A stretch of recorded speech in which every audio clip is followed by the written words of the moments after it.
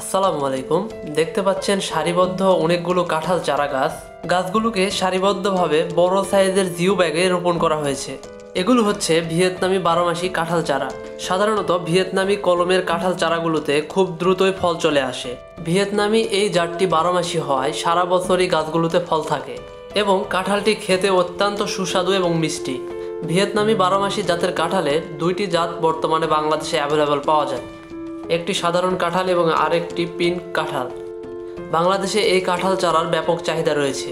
এই সাইজের গাছগুলো আপনি চাইলেই সহজে আপনার বাসার ছাদে অথবা বাড়ির আশেপাশে রোপণ করতে পারেন। আর এই জিও ব্যাগগুলো যথেষ্ট পরিমাণে বড় এবং পর্যাপ্ত পরিমাণে মাটি রয়েছে, যে কারণে গাছগুলো পর্যাপ্ত পরিমাণে খাদ্য সংগ্রহ করতে পারে।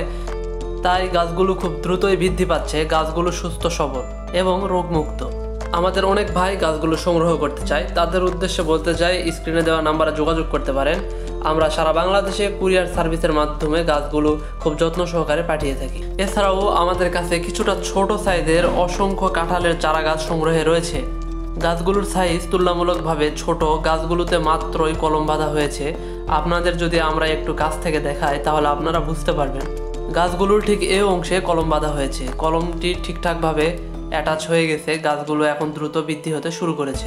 এই বেডে থাকা গাছগুলোর বয়স তুলনামূলকভাবে খুবই কম। প্রত্যেকটা গাছে কলম বাঁধা হয়েছে, এখনো বাঁধন সবগুলোর খুলে দেওয়া হয়নি।